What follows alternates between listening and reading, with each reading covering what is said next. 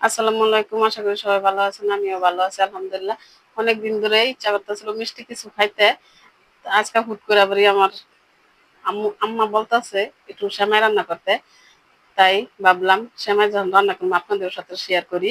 চলেন দেখাই আমি কিভাবে সেমাইটা রান্না করি।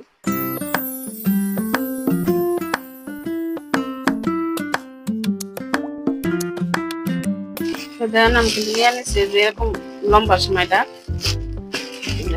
আমার বাসায় কিন্তু এই লম্বা সেমাইটাই সবারই পছন্দ। ওই আরেকটা এই সময় লাচ্চার সময় সেটা কিন্তু খায় না আমার বাসায়। আমি একটু সময়টা এমনি টেবিলে থুয়াই ভেঙে নিব যে কোনো সময়টা বাঁচতে হইব। যেমন জ্বালানি হয়ে গেছে আমি বাসার জন্য একটা পাতিলটা আমার গরম হয়ে গেছে, দিয়ে দিব আমি 1 চামচ ঘি।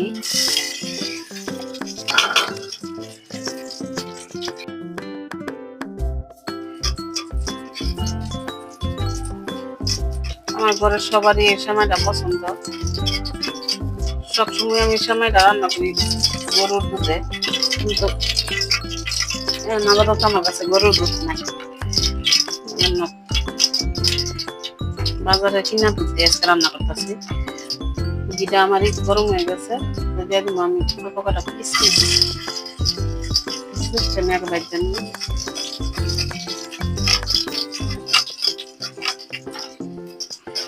কিসমিসটা আমার ভাজা হয়ে গেছে, নামাই নিছি। চুলার আঁচটা একদম কমে দিতে আমি সেমাইটা ঘিয়ের ভিতরে দিয়ে বাইতে ঘি দেওয়ার সময়টা বাচ্চা রান্না করলে কিন্তু খাইতে অনেক মজা লাগে, রান্না হয় সুন্দর। এই জন্য সবসময় আমি একটু ঘি দেওয়ার সময়টা বাচ্চাই রান্না করার চেষ্টা করি।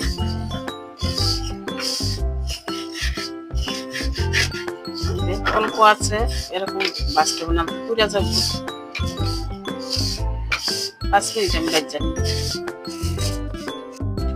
এই দেন আমার সেমাইটি কিন্তু ভাজা হয়ে গেছে প্রায়। এই যে সেমাই কালারটা কিন্তু চেঞ্জ হয়ে গেছে, এই যে লাল হয়ে গেছে। এর বেশি ভাজলে পুড়ে যাবো আর দুধের ভিতরে কালো কালো বাইসা।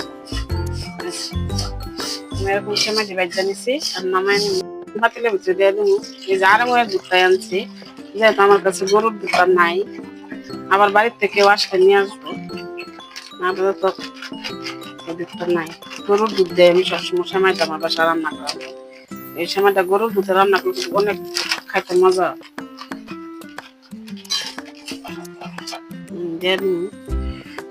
এই সময়টা কিন্তু আমি পানি দিব না দুধে, শুধু দুধ দিয়ে রান্না করবো। জানো কিন্তু আমার বলো করতে গেছে একদম, যে দিয়ে দিব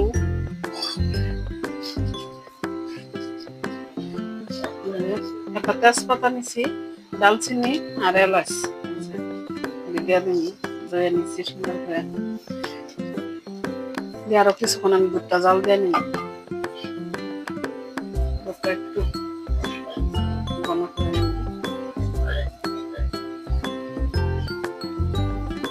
যত দুধটা জাল হোক তত সময়টা খাইতে কিন্তু মজা হয়। আমার বাসায় কিন্তু এই সময়টা প্রায় প্রায় রান্না করা হয়, সবারই পছন্দ এই সময়টা। ওই যে দুধটা কিন্তু আমার এটা কিন্তু অনেকটাই জাল হয়ে যে কমে গেছে, এই পর্যন্ত ছিল। এই যে এখন আমি দিয়ে দিব এই কন্ডেন্স মিল্ক। এই দুধটা দেখলে সময় রান্না করলে অনেক খাইতে অনেক মজা, একটা আলাদা একটা গান আসে। আর আমি সবসময় সময়টা এই দুধ দিয়ে রান্না করি। এটা দেওয়ার পরে দেন কালারটা কত সুন্দর হয়ে গেছে, যে আর দুধটা কিন্তু ঘন হয়ে গেছে, আর গানও কিন্তু একটা সুন্দর বেরো। সেমাই খাইতে অনেক মজা। আর একটু দিয়ে দিব আমি, পুরাটা দিব না।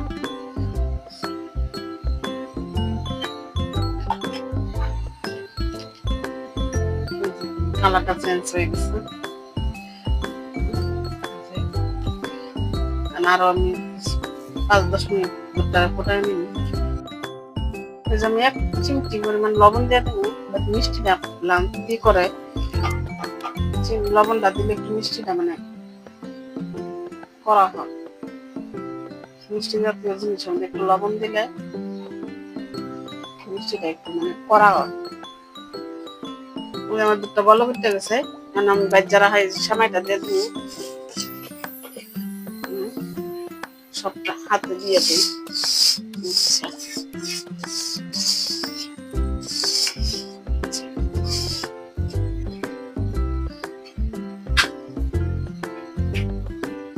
আমার সেমাইটা যেরকম হয়েছে জাল লইয়া, আর তো জাল হইব, কিন্তু আমি তো এখনো মিষ্টি দিই। এই যে আমি 1 কাপ পরিমাণ চিনি দিয়ে দিলাম, যেহেতু আমি কন্ডেন্স দিচ্ছি সেটা তো অনেক মিষ্টি।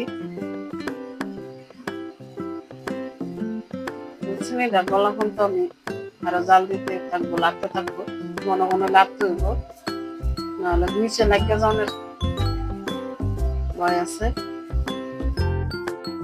এই যে আমার সময়টা কিন্তু হয়ে গেছে, এই যে কত সুন্দর হয়েছে কালারটা, কন্ডেন্স মিল্ক দেওয়াতে কালারটা চেঞ্জ হয়ে গেছে। এটা তো ঠান্ডা হইলে আরো ঘন হয়ে যাবো, এখন আমি নামায় নিই। এই যে রেডি হয়ে গেছে আমার মজাদার একটি সেমাই। এই সেমাইটা খাইতে কিন্তু খুবই মজা, আর গ্রান্ডও বাইরেছে অনেক সুন্দর। আমার বাসায় কিন্তু এরকম এই যে অনেক অনেক পরিমাণ দুধ দিয়ে আমি সেমাইটা রান্না করি, দুধে আমি পানি দিই না, সবসময় আমি এরকমই রান্না করি। আর এই যে দেখতেছেন আমরা একটু পাতলা, এটা কিন্তু ঠান্ডা হইলে অনেকটাই ঘন হয়ে যাবো। আর আমার বাচ্চারা তো এই সেমাইটা গরম গরম খাবে না, তারা ফ্রিজে রেখে ঠান্ডা করে তারপরে খাবো, এই জন্য একটু পাতলাই নামায়, তো ঠান্ডার সময়টা তারা পছন্দ করে। আর কারা কারা আমার মতন এরকম সেমাই রান্না করে খান আমরা কমেন্টে জানায়েন। আমার ভিডিওটা ভালো লাগলে লাইক করেন, কমেন্ট করেন, আমার চ্যানেলটা সাবস্ক্রাইব করে আমার পাশে থাকেন। ধন্যবাদ।